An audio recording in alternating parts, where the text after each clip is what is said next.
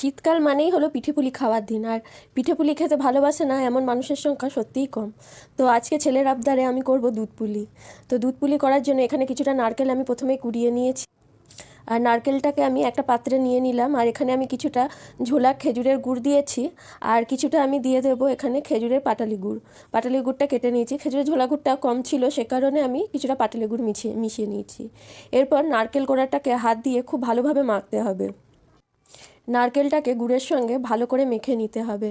আর যেহেতু পাটালি গুড় দিয়েছি ওই জন্য একটু ভালো করে হাত দিয়ে মেখে নিলে খুব ভালো হয়। এরপর নারকেলটার একটা পাক বানিয়ে নিতে হবে, ওই জন্য গ্যাসের উপর বসিয়ে দিলাম। আর নারকেলটার যখন আমি পাক তৈরি করব এটাকে কন্টিনিউ কিন্তু খুন্তি দিয়ে নেড়ে যেতে হবে, নাহলে কিন্তু এটা তলাটা লেগে যাবে। ওই জন্য আমি বারবার খুন্তি দিয়ে এটাকে নেড়ে দিচ্ছি। এটা করতে খুব একটা বেশি সময় লাগবে না। আর নারকেলটা যখন আটা আটা ভাব হয়ে যাবে তখন জানবেন নারকেলটার পাক হয়ে গেছে। এরপর নারকেলের পাকটাকে একটা বাটিতে আমি ঢেলে রাখবো। আর এই নারকেলের পাকটাকে কিন্তু একটু ঠান্ডা হতে দিতে হবে। ঠান্ডা না হলে কিন্তু পিঠে তৈরি করা যাবে না। আর সত্যি কথা বলতে গেলে এই নারকেলের পাকটা কিন্তু খেতে শুধুও খুব ভালো লাগে। তো এটাকে আমি ঠান্ডা করে নিয়েছি। গ্যাসে আমি দুধ বসিয়ে দিয়েছি, এখানে 2 কেজি মতো আমি দুধ নিয়েছি। আর দুধটাকে ভালো করে আমি ফুটিয়ে নেব। আর কড়াইয়ে আমি কিছুটা গরম জল করে নিচ্ছি। আর গরম জলের মধ্যে আমি কিছুটা নুন আর কিছুটা খাবার সোডা দিয়ে দিয়েছি, এতে পিঠেটা খুব সুন্দর নরম হবে। এরপর আমি চালের গুঁড়ো এতে দিয়ে দিলাম। গরম জলের মধ্যে চালের গুঁড়োটা দিয়ে ভালো করে এবার নাড়াচাড়া করতে হবে। আর গরম জলে চালের গুঁড়োটা দেওয়াতে পিঠেটা কিন্তু খুব সুন্দর নরম হবে। আর এরপর চালের গুঁড়োটাকে ভালো করে নাড়াচাড়া করতে হবে। আর চালের গুঁড়োটা গরম জলে দেওয়ার পর অনেকটা ভারী হয়ে গেছে, খুন্তি নাড়াতে একটু অসুবিধা হচ্ছে, কিন্তু আস্তে আস্তে খুন্তি নাড়িয়ে চালের গুঁড়োটা গরম জল দিয়ে এইভাবে খুন্তির সাহায্যে খানিকটা মেখে নিতে হবে। এরপর এটাকে ঢাকা দিয়ে 10 মিনিট মতো চালের গুঁড়োটাকে আমি রেখে দেবো। প্রচণ্ড গরম, এই সময় চালের গুঁড়োটা মাখতে একটু অসুবিধা হবে, ওই জন্য একটু ঠান্ডা করে নিতে হবে। 10 মিনিট হয়ে গেছে। এরপর চালের গুঁড়োটা খুন্তি দিয়ে ভালো করে নেড়ে নিচ্ছি। এরপর চালের গুঁড়োটাকে আমি একটা পাত্রে অল্প অল্প করে নিয়ে কিন্তু পিঠে তৈরি করব। একবারে সব চালের গুঁড়ো নিলে পরে চালের গুঁড়োটা শক্ত হয়ে যাবে, ওই জন্য কিছুটা করে নিব, দিয়ে হাত দিয়ে একটু ভালো করে চালের গুঁড়োটাকে সেনে নিই। আর চালের গুঁড়োটা যেহেতু গরম ওই জন্য সানার সময় পাশে একটু ঠান্ডা জল রাখবেন। ঠান্ডা জল হাতে নিয়ে চালের গুঁড়োটাকে ভালো করে সেনে নিতে হবে। আর চালের গুঁড়োটা খুব ভালো করে সেনে নিলে পিঠেগুলো কিন্তু খুব সুন্দর হবে, খুব একটা ফাটবে না পিঠেগুলো। চালের গুঁড়োটাকে ভালো করে মেখে নিয়েছি। এরপর ছোট ছোট লেচি কেটে ভালো করে গোল করে নিতে হবে। আর একটু হাতের জোরে গোলটা করতে হবে যাতে লইটার মধ্যে কোথাও ফাটা ভাব সাইডে না থাকে। এরপর ছোট ছোট বাটির আকার করে নিয়ে নারকেলের পুরটা ওই বলের মধ্যে ভরে হাতে করে হালকা করে মুখটা বন্ধ করে নিতে হবে। আর মুখটা কিন্তু আমি যেভাবে বন্ধ করছি এইভাবেই বন্ধ করবেন, তাহলে মুখটা ফাটবেও না আর মুখটা খুলেও যাবে না।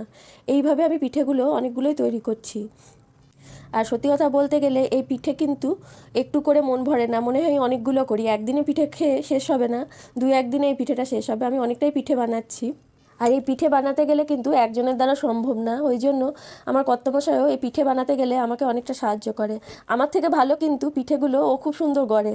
আমি খুব ভালো পারি না, মোটামুটি পারি, একবারে না পারাও না। তো ও আমাকে পিঠে বানাতে অনেকটা সাহায্য করে।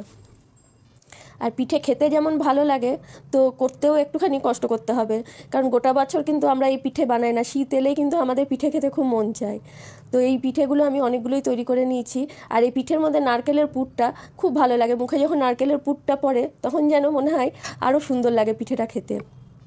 আমি এখানে অনেকগুলোই পিঠে বানিয়ে নিয়েছি। এখানে 2 থালা মতো আমার পিঠে বানানো হয়ে গেছে। আর এদিকে দুধটাকে আমি বন্ধ করে রেখেছিলাম যখন পিঠে বানাচ্ছিলাম, আবার গ্যাসটা জ্বালিয়ে দুধটাকে ভালো করে ফুটিয়ে নেব। আর এদিকে আমার কর্তামশাই পিঠে বানাতে বানাতে খেলা দেখছে। তো এইভাবেই আমরা পিঠে অনেকগুলোই বানিয়ে নিলাম দুজন মিলে। আর পিঠে বানাতে গেলে খুব ধৈর্য লাগে, অনেকটা সময়ও লাগে এই পিঠে বানাতে। আর এক এক করে অনেকগুলোই পিঠে আমরা বানিয়ে নিয়েছি। আর এদিকে দুধটাকে কিন্তু ভালো করে ফুটিয়ে নিতে হবে। দুধটা যখন ভালোভাবে ফুটে যাবে তখনই পিঠেগুলো কিন্তু দুধের মধ্যে ছাড়তে হবে। আর যেহেতু দুধ পুলি বানাবো তো মিষ্টি মিষ্টি হবে, সেই জন্য দুধে কিছুটা গুড় দিব। ওই জন্য এখানে কিছুটা খেজুরের গুড় আমি কেটে নিচ্ছি। আর পিঠে বানাতে গেলে কিন্তু খেজুরের গুড়ই ভালো লাগে, অন্য কোনো গুড় দিয়ে কিন্তু পিঠে ভালো হয় না। আর এদিকে দুধটা বেশ ভালোভাবে ফুটে গেছে। এরপর আমি পিঠেগুলো এক এক করে ছেড়ে দেবো। সব পিঠে একসাথে না দিয়ে এক এক করে হাতে করে পিঠেগুলো দিবেন, এতে পিঠেগুলো ভাঙবেও না আর খুব সুন্দর গোটা গোটা হয়ে থাকবে। পিঠেগুলো দুধে দেওয়ার সঙ্গে সঙ্গে কিন্তু নাড়া যাবে না। পিঠেগুলো যখন দুধটা যখন ভালোভাবে ফুটে যাবে আর ফুটার পর পিঠেগুলো যখন উপরের দিকে উঠে আসবে তখন জানবেন পিঠেগুলো হয়ে গেছে। তো এইভাবে অনেকগুলো পিঠেই আমি দুধের মধ্যে দিয়ে দিয়েছি। এরপর যখন পিঠেগুলো দুধের উপর উঠে আসবে তখন আমি এর মধ্যে যে খেজুরের গুড়টা রেখেছিলাম সেই খেজুরের গুড়টা দুধের মধ্যে দিয়ে দিব। আর এই সময় গ্যাসের ফ্লেম একদম স্লো করে দিবেন, নাহলে কিন্তু দুধ ফেটে যেতে পারে। এরপর একটা চামচ দিয়ে হালকা হাতে দুধটাকে একটু নেড়ে দেবো, যাতে গুড়টা গোটা দুধের মধ্যে ছড়িয়ে যায়। আর দুধের মধ্যে আমি এই পিঠের মধ্যে আমি একটা তেজপাতা দিলাম। তেজপাতাটা প্রথমেই দিতে হতো, আমি ভুলে গেছি, ওই জন্য আমি পরে দিলাম তেজপাতাটা। আর পিঠেটা এদিকে মোটামুটি হয়ে গেছে।